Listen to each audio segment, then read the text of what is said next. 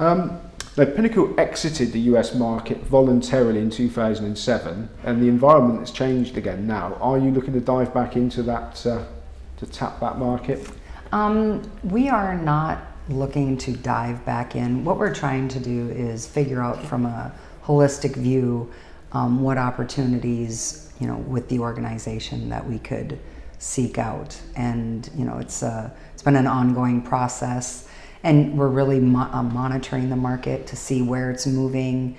There's some interesting tax regimes that make it a bit unattractive. Just keeping our finger on the pulse of what's happening and just seeing if there's a strategic play for that. Okay, now personally, what attributes do you think you need to have to be a big bookmaker, to be a good bookmaker, and what the best bookmakers, most successful, actually have got? What would you say is your strength? Yeah, I think the strength that we have is we are a bookmaker. There's some brilliant companies that have amazing annual reports. I just salivate looking at them, but they're marketing companies. And the beautiful thing about Pinnacle is we are a true bookmaker.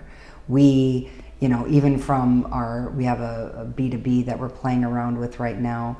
The difference is we always have skin in the game. These other people that are providing data, they've got these, beautiful APIs, really well done, nice business models, but they don't, there's always going to be something missing within their model, and that's having some skin in the game.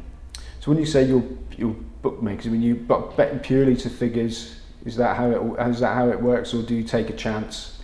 Oh, we definitely take positions. We don't lay anything off. We have a very, very large number of companies that lay off their bets into us, but we never lay off a bet. We've never laid off. Okay, now we've talked about the serious stuff. Now you've got a long career in bookmaking. Have you got any anecdotes, things that have happened you can share with us so we can lighten the I think you might have to wait for the movie, but I've had a very phenomenal life, and I've been exposed to some absolutely brilliant people. At one point, Frank Rosenthal from the movie Casino, he was an advisor to a company I was working with. And, just to sit and talk to him every day. Some of the stories that were on the movie Casino, they don't even show how amazing that time in Las Vegas was based on his stories that didn't make the cut. But, and there's just literally so many. My first day walking into the job, I'm out running, and I thought, let me see where I'm supposed to go for this interview tomorrow. And as I walk into this building, and this guy is sitting there, and it's like in these lawn chair type things that you'd have at a lake cabin, and there's TVs and cigarettes and beer bottles and recorders and phones, and he's like, "What do you want?" I'm like, "Excuse me?" I said, "I'm here to see Bill Scott." And he goes, "Come on in, I'm Billy," and he hired me. So when you start like that, it's every day is pretty amazing. No, to talk about every day being amazing. We're in London now. Tonight you'll be somewhere else. Is the transient lifestyle something you enjoy? I'm not a big enjoyer of traveling. Usually it's work, so I travel, go to the hotel, go to meetings, go to the offices, whatever it might be. But I love my job so much, and if I go somewhere and it's not productive, then I wouldn't go. So every time I go, we make some progress for the organization, and that's my key. Okay, now Pinnacle bet all over the world, as we've already discussed, and you're in charge. What areas and projects will you next be investing in? Like I said, we're looking at a strategic play for the overall organization, just for a sustainability perspective. And esports is really, really a major focus for us. But also, we've always been better at bookmaking than marketing. And, we're getting our next generation Pinnacle. That's our major focus. We're launching what we're calling Future View. And that's where players are going to get a proper experience, the same website, mobile, much more robust, much more in line with current competitors, much better user experience, and more product offering. And that's what we're focusing on, making our B2B stronger, our B2C stronger. Okay, now when I was doing my research, I was looking at your website, and I was absolutely astounded to see the amount of information and knowledge that's on there to help punters to become better punters. Yeah. Why would you educate people in ways to beat you? Well, the nice thing is the information's out there on the website, or on the web. And, we've always believed that, knowledge is power. And we've never, obviously most of the other sports books, as soon as you win, they kick you out. Some of our traders, we kind of test them after they've been trained, and if they can make more than 3 bets, they have to go back to training, basically. And never are they able to make more than 3 bets without getting kicked out. So that's the good news. Compliments to the trainers. But so that's the way they operate. I think that's where we differentiate in the market. And betting solutions is really, we have our traders, we have as much information. People bet with their heart. That's 90% of people, they're passionate about betting. And that's okay, but we just want to make sure that they feel like they have an edge and they have that information available to them to make the most intelligent bets that they can. We've also been known to cater to the sharp market. I think sharp is relative. A lot of people think that they're sharp, and we just want to give them the tools in their arsenal to be as confident about their bet as possible. Do you think that the knee-jerk reaction of some bookmakers is too quick, and that if you give some people only sharp for a certain amount of time, if you give them enough time, they'll stop being sharp? Is that the strategy to keep taking bets on these people? It's based on a few different things. Sometimes it's now is a very different time. Before, when somebody was sharp, it was usually in one sport because they did a lot of research. They had certain information, whether it be because they lived in the town of the university or the city of the football club. But now I think it's really different because people are using models. And that's what's going to be interesting. Like, we take arbitrage betting. We accept it, we love it, we love volume.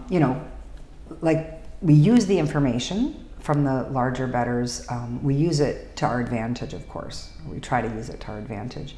But they're not. It's very difficult for somebody to be a winning bettor in every single sport. But if you're a bettor, you would typically bet more than one sport.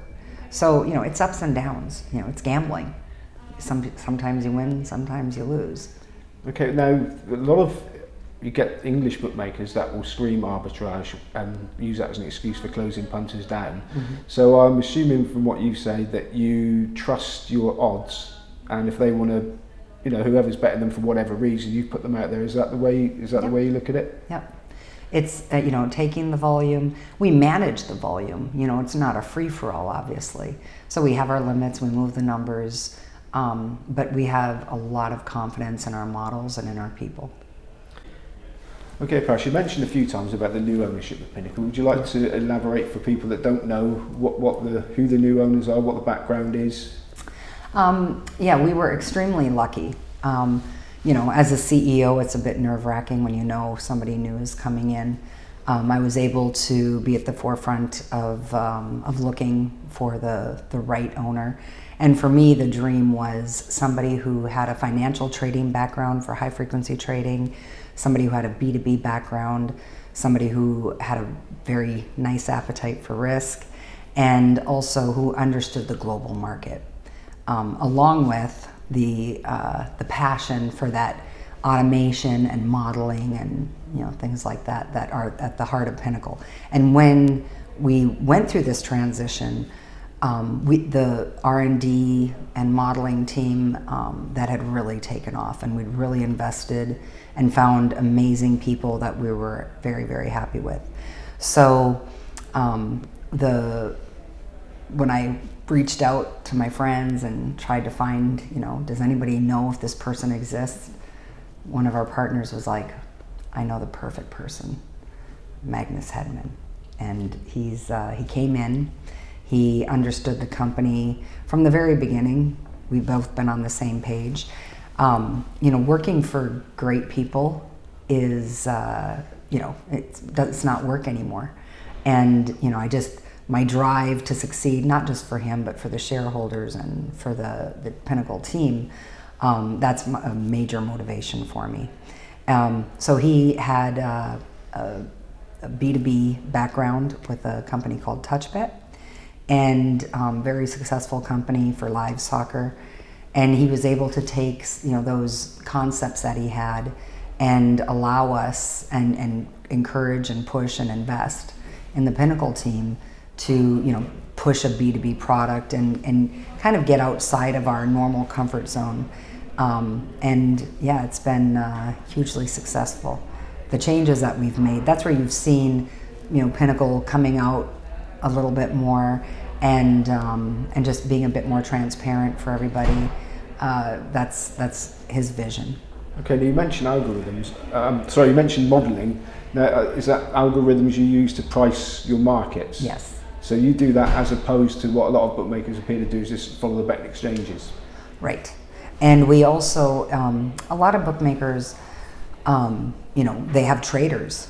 So in Asia, a typical bookmaker might have 700 traders to trade live soccer. We've got 15, and I might be exaggerating.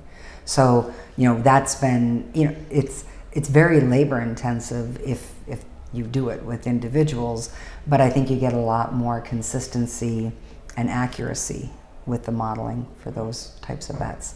And everything moves so fast.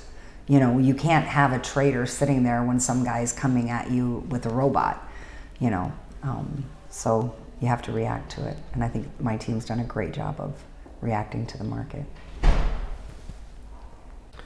Okay, thanks. How do you, as a person at the top of a big organisation, how do you mentally cope if the business is going badly and you're having a bad run, especially against some of the big punters? I think because I'm not a bettor, I'm a little less emotional about it. And, there's ups and downs. And, if the downs start going too long, we start looking at our own models. Of course, we get nervous, but, we never push a panic button. Pinnacle in itself, the previous ownership as well as the new ownership, they're risk takers.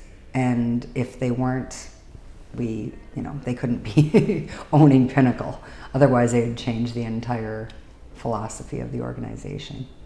Okay, and finally, would you want your daughter, Silka, to follow in your footsteps, or would you rather she didn't put herself into this life? I just want her to be happy. And she's been on this journey with me more than anybody. She's seen it all, and she's much smarter than I could ever be. A much better version of me, which is nice. It's kind of the goal. But she's more for doing business for good. It's a different generation. If she were ever to get enticed by it, absolutely I would support her through it. But she's, whatever she chooses to do, I'm going to be right there to support her. Brilliant. Thank you very much, Harris Smith. Thank you.